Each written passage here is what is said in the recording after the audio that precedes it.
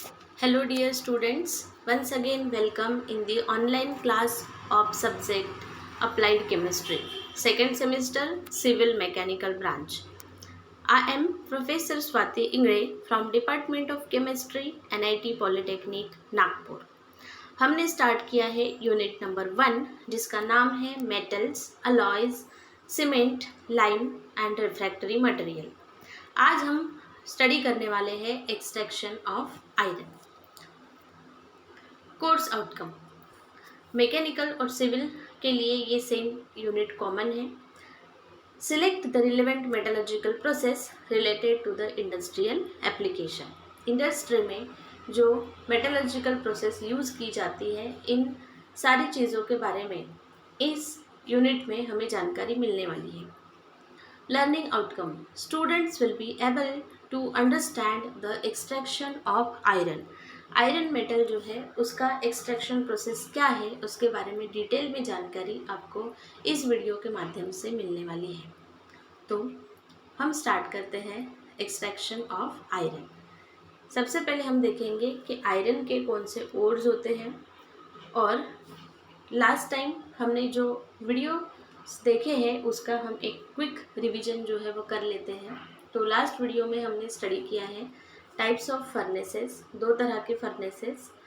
Combustion furnace होता है और दूसरा होता है इलेक्ट्रिक फर्नेस। कंबशन फर्नेस में हमने एग्जांपल पढ़ा था ब्लास्ट फर्नेस, जिसका हमने कंस्ट्रक्शन और वर्किंग पढ़ा, और इलेक्ट्रिक फर्नेस जिसमें इलेक्ट्रिक करंट के माध्यम से हीटिंग किया जाता है, उसका एग्जांपल हमने पढ़ा मफल फर्नेस, और उसका भी हमने कंस्ट्रक्शन और एडवांटेज जो है वो स्टडी किए। तो आज हम स्टडी करने वाले हैं एक्सट्रैक्शन ऑफ आयरन। तो आगे बढ़ते हैं। एक्सट्रैक्शन ऑफ आयरन, वैसे तो आयरन के डिफरेंट और जो है वो अवेलेबल हैं, जैसे कि हीमाटाइट, मैग्नेटाइट, लिमोनाइट, सिडेराइट, ठीक है।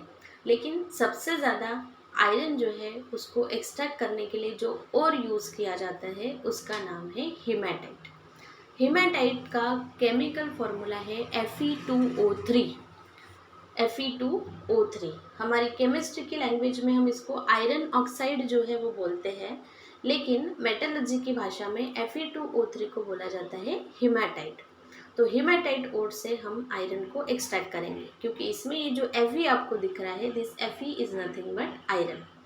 अब इसके पहले वाले यूनिट में जब हमने मेटलर्जी की डिफरेंट स्टेप्स पढ़ी तो मैंने आपको बताया था कि 4 इंपॉर्टेंट स्टेप्स होती हैं। सबसे पहली स्टेप दूसरे कहा जाता है क्रशिंग।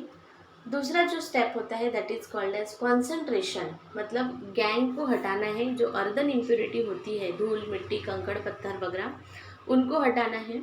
उसके बाद तीसरी जो स्टेप होती है that is the important step, उसे कहते हैं रिडक्शन, जिस प्रोसेस में एक्चुअल में ओर में से मेटल बाहर निकलता है।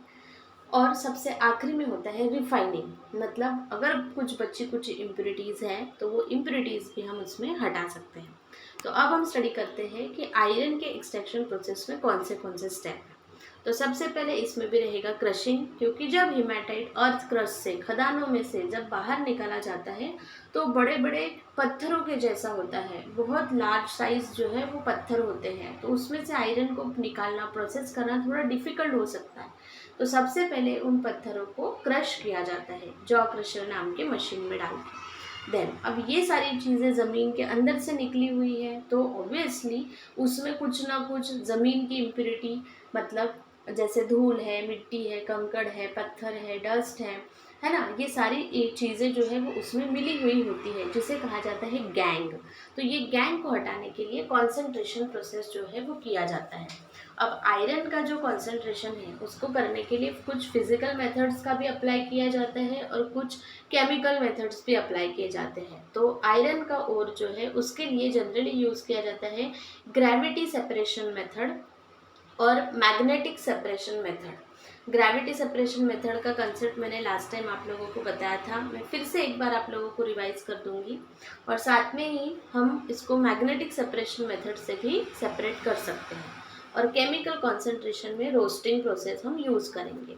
देन नेक्स्ट स्टेप जो होगी, मेन इंपॉर्टेंट स्टेप, रिडक्शन, जो ब्लास्ट फर्नेस में किया जाता है, जिस प्रोसेस में इस Fe2O3 में से Fe मतलब आयरन एक्चुअली बाहर निकलेगा और फिर उसके बाद जो है वो रिफाइनिंग नाम की स्टेप होगी। वैसे तो मैक्सिमम इम्प्योरिटी निकल जाती है, लेकिन फिर भी कुछ ना कुछ इम्प्योरिटीज़ जो है वो होती ही है, तो उसको हटाने के लिए कौन सी प्रोसेस यूज़ की जाती है, रिफाइनिंग। तो सबसे पहले हम देखते हैं कि आयरन मतलब ये हेमाटाइट ओर का ग्रेविटी सेपरेशन मेथड से कैसे हम उसमें का गैंग हटाएंगे।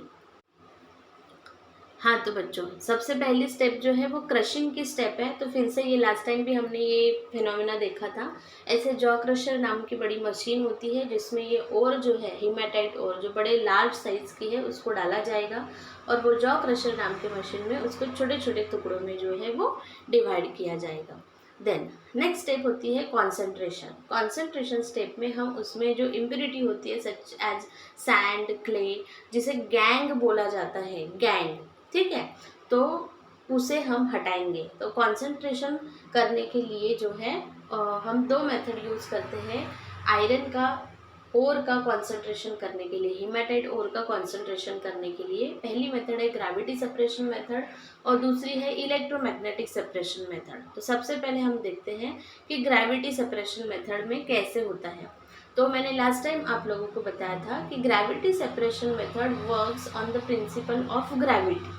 आप सभी लोगों को पता है कि जो चीज़ें हम ऊपर फेंकते हैं वो ज़मीन की तरफ आती है, गिरती है ज़मीन के ऊपर because of the gravitational force. अगर हमारे पास दो चीज़ें हैं, एक वज़न में हल्की है और एक वज़न में भारी है, और हम दोनों को एक साथ ऊपर उछालते हैं, तो बिल्कुल हम डेफिनेटली बता सकते हैं कि कौन सी चीज़ पहले नीचे आएगी। यस, जिस चीज़ का वज़न ज़्यादा है, जो भारी है, वो सबसे पहले नीचे आएगी और हल्की चीज़ बाद में नीचे आएगी। सेम टाइप का कंसेप्ट ये ग्रेविटी सेपरेशन मेथड में अप्लाई किया गया होता है। वहाँ पे एक कास्केड बनी हुई होती है। कास्केड का मतलब होता है स्टेप स्टेप स्टेप स्टेप, बहुत सारी ऐसी स्टेप्स बनी हुई होती हैं और उस स्टेप के आप ये डायग्रामेटिक रिप्रेजेंटेशन में, इस एनिमेशन में आप देख सकते हैं कि ये स्टेप के टॉप पे जो है वो ओर को रखा जाता है। अब उस ओर में हेमाटाइट भी है, ठीक है, और उस ओर में गैंग भी है। गैंग मतलब धूल, मिट्टी, कंकड़, पत्थर, रेती जो हम बोल रहे हैं। तो ये जो धूल, मिट्टी, कंकड़, पत्थर, रेती होती है, इसका जो है वज़न हल्का होता है और हमारा जो हेमाटाइट ओर है उसमें आयरन है। और आप लोगों को पता है कि आयरन कितना भारी भरकम होता है। तो आयरन वाला हेमाटाइट है और ये गैंग वगैरह भी उसमें प्रेजेंट है। फिर वहाँ पे बहुत सारा पानी डाला जाता है, उसको वॉशिंग हम बोल सकते हैं। बहुत सारे पानी से, बहते हुए पानी से उसको बहाया जाता है। अब क्या होता है, पानी का फोर्स इतना ज़्यादा होता है कि वो ओर को लेके वो कास्केड में से नीचे गिरने लगता है। वो और उसमें जो भी इम्प्योरिटीज़ है सबको लेके वो पानी, आप देख सकते हैं, इस तरह से नीचे गिरने लगता है। अब यहाँ पे ऐसा प्रोसेस होता है कि हमारा जो ओर है वो भारी भरकम होने की वजह से हर स्टेप पे कुछ ना कुछ और जो है वो सेपरेट हो जाता है। और जो गैंग है मतलब धूल, मिट्टी, कंकड़, पत्थर, वो वज़न में हल्का होने की वजह से वो पानी के साथ बह के कहाँ पे जमा हो जाता है, नीचे में जमा हो जाता है। तो इस तरह से हम उसमें का मैक्सिमम गैंग जो है इस कॉन्सेंट्रेशन मेथड से, जिसका नाम है ग्रेविटी सेपरेशन मेथड से, हम हटा सकते हैं।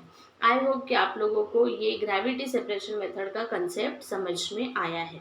अब दूसरी जो मेथड है इसको कहते हैं इलेक्ट्रोमैग्नेटिक सेपरेशन मेथड। अब उसे समझते हैं। इलेक्ट्रोमैग्नेटिक सेपरेशन मेथड, अब यहाँ पे आप देखेंगे तो यहाँ पे मैग्नेटिक वर्ड आया हुआ है। तो ये मेथड जो है वो मैग्नेटिज्म के प्रिंसिपल पे आधारित है। आप सभी लोगों को पता है कि मैग्नेट होता है और वो जो है वो आयरन की चीज़ों को अपने तरफ अट्रैक्ट करता है। अगर हम कोई पत्थर को मैग्नेट के पास रखेंगे तो वो पत्थर को अट्रैक्ट नहीं करेगा। किसी प्लास्टिक की चीज़ को रखेंगे, कांच को रखेंगे, तो वो उसको अट्रैक्ट नहीं करेगा। लेकिन अगर हम मैग्नेट को रखते हैं, आयरन की चीज़ को रखते हैं, तो जैसे आयरन का कील है या आयरन की कोई चीज़ है हमारे पास, नट है, बोल्ट है, जिसमें आयरन प्रेजेंट है, तो वो मैग्नेट जो है उस चीज़ को अपनी तरफ खींच लेता है। सेम वही प्रिंसिपल है।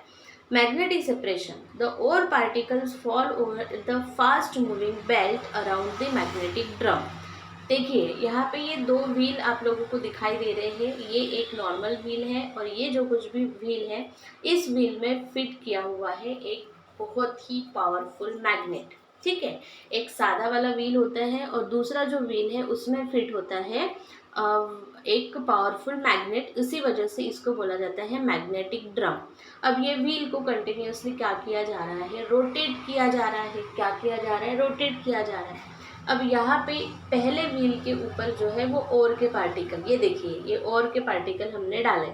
अब इस ओर में जो कुछ भी है हमारा जो और है हीमेटाइट वो भी प्रेजेंट है और उसमें कुछ इम्प्योरिटी भी प्रेजेंट है। और वो इम्प्योरिटी कैसी है, वो इम्प्योरिटी जो है वो नॉन मैग्नेटिक है, ठीक है ना। तो ये बेल्ट इसके ऊपर एक लगाया हुआ होता है। तो जैसे हमारे साइकिल में नहीं वो जो घूमती रहती है चेन, सामने एक व्हील होता है छोटा सा, पीछे एक व्हील होता है और उसके ऊपर चेन घूमती रहती है, सेम उसी तरह से ये दो व्हील के ऊपर ये बेल्ट जो है वो घूमते रहता है। अब जब और हम यहाँ पे डालते हैं तो with the help of this moving belt वो और जो है वो दूसरे व्हील तक पहुँचता है।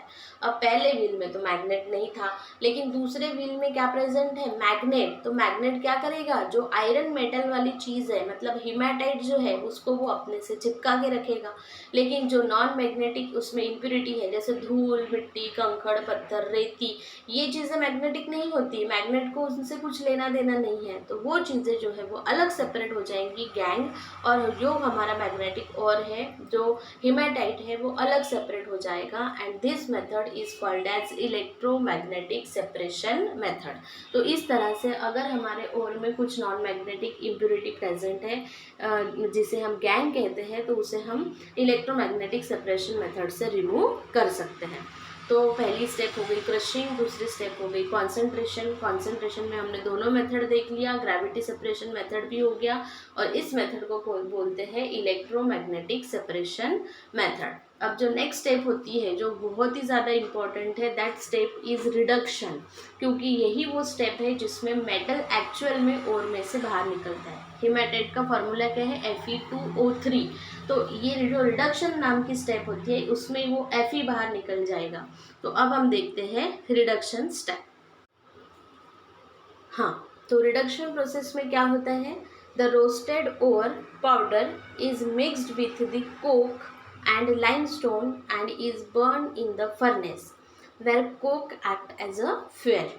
इसके पहले जब मैंने आपको मेटलर्जी की स्टेप्स समझाई थी तब मैंने आपको बताया था कि ये जो रिडक्शन प्रोसेस होता है ये ब्लास्ट फर्नेस में किया जाता है। हीमेटाइट ओर का रिडक्शन जो है वो कौन से फर्नेस में किया जाता है, ब्लास्ट फर्नेस में। तो उसमें हम चार्ज डालते हैं, है ना। चार्ज में कौन सी चीज़ें होती हैं, सबसे पहले तो उसमें रहेगा ओर, क्योंकि उसी का तो हमको रिडक्शन करना है। देन अब रिडक्शन करना है तो हमें कोई तो भी रिड्यूसिंग एजेंट वहाँ पे डालना पड़ेगा। तो पहली चीज़ हो गया ओर, दूसरी चीज़ हो गया रिड्यूसिंग एजेंट, ठीक है। और तीसरा चीज़ हम इसमें डालते हैं फ्लक्स। तीसरी चीज़ हम इसमें क्या डालते हैं, फ्लक्स, ताकि अगर कुछ बचा कुचा गैंग है जो कॉन्सेंट्रेशन मेथड में नहीं निकला है तो वो गैंग जो है वो इस रिडक्शन प्रोसेस में जो है वो हट जाएगा, है ना। तो यहाँ पे जब हम आयरन ओर का रिडक्शन करते हैं तो ये जो हमारा चार्ज रहेगा उसमें कौन सी चीज़ें रहेगी। तो सबसे पहले उसमें रहेगा ओर मतलब हीमेटाइट, सबसे पहले उसमें क्या रहेगा, ओर मतलब हीमेटाइट। उसके बाद वहाँ पे रहेगा coke. This coke is acting as a reducing agent. ये कोक मतलब वो पेप्सी कोका कोला वाला कोक नहीं है, यहाँ पे कोक का मतलब है the pure form of carbon. जैसे ईंट होती है ना हमारी रेड कलर की जिसको ब्रिक हम बोलते हैं, घर में कंस्ट्रक्शन के लिए यूज़ किया जाता है, वैसे ये ब्लैक कलर की ईंट जैसा सब्सटेंस होता है जिसे कहा जाता है कोक। और that coke is acting as a reducing agent for the hematite ore. And यहाँ पे हम एज अ फ्लक्स ऐड करते हैं लाइमस्टोन। फ्लक्स मतलब जो साफ सुथरा सफाई करने वाली चीज़ है, बची कुची गैंग को निकालने वाला जो चीज़ है, तो यहाँ पे हम कौन सा यूज़ करते हैं, लाइमस्टोन।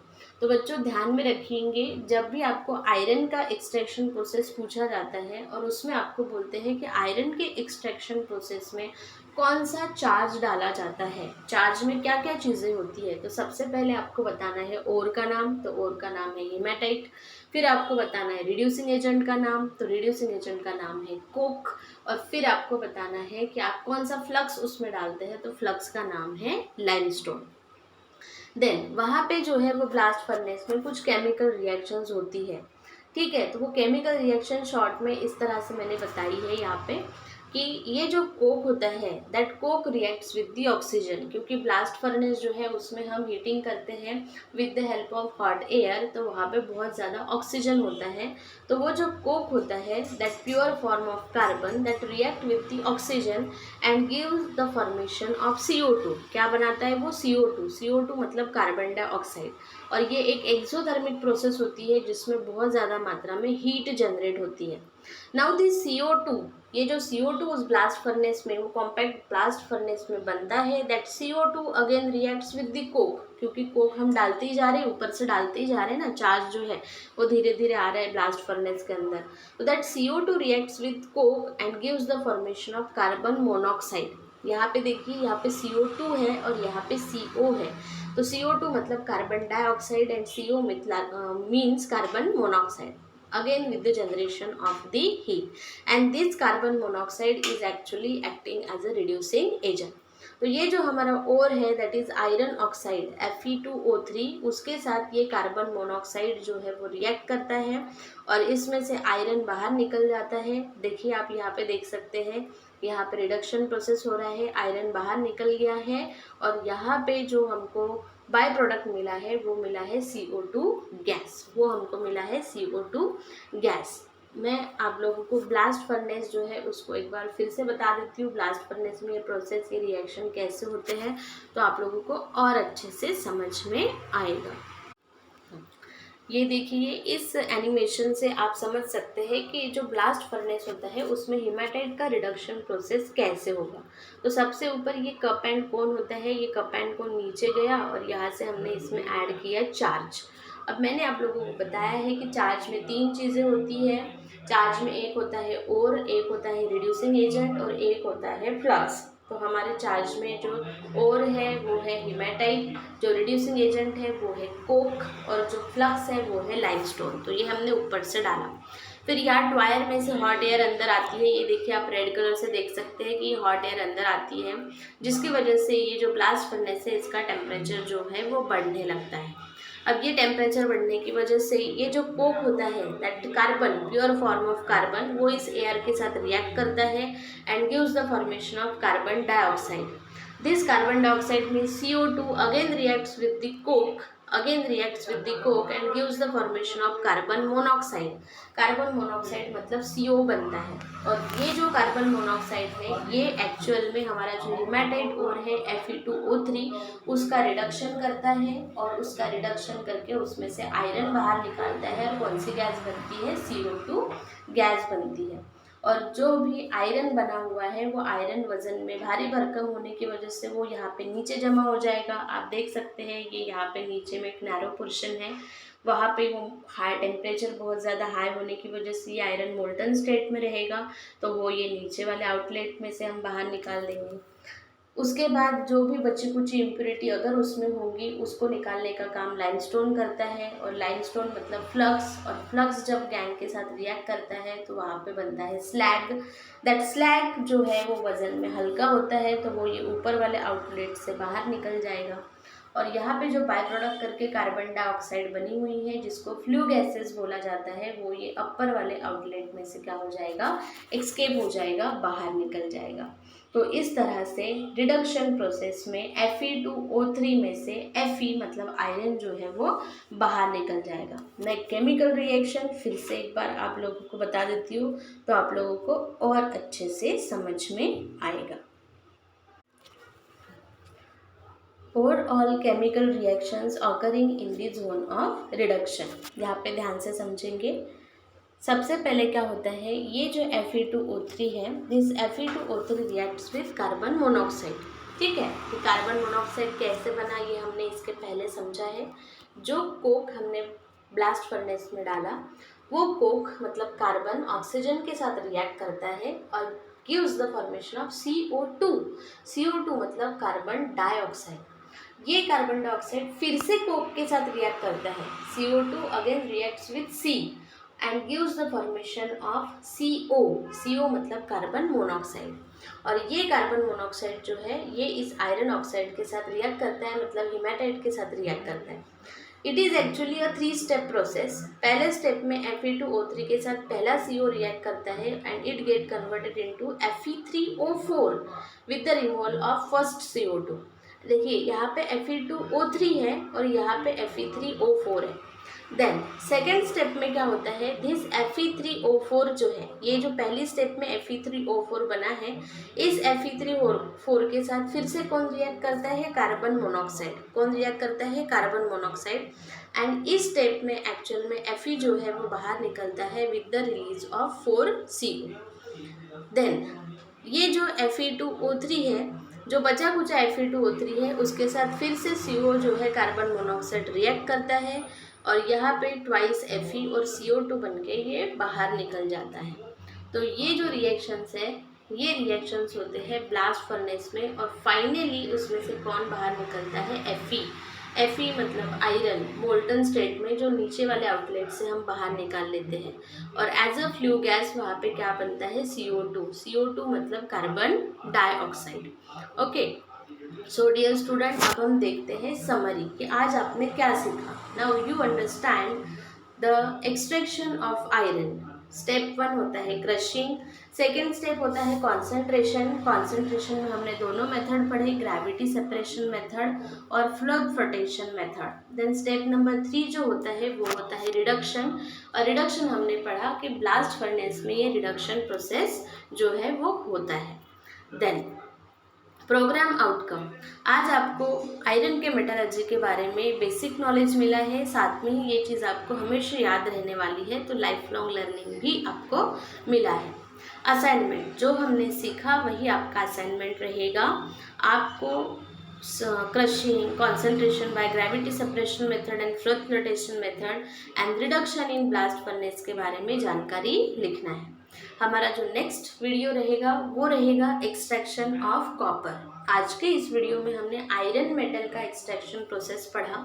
इसके नेक्स्ट वाले वीडियो में हम कौन से मेटल का एक्सट्रैक्शन पढ़ेंगे, copper. So dear student, don't worry, be happy, keep learning, happy learning. Thank you very much.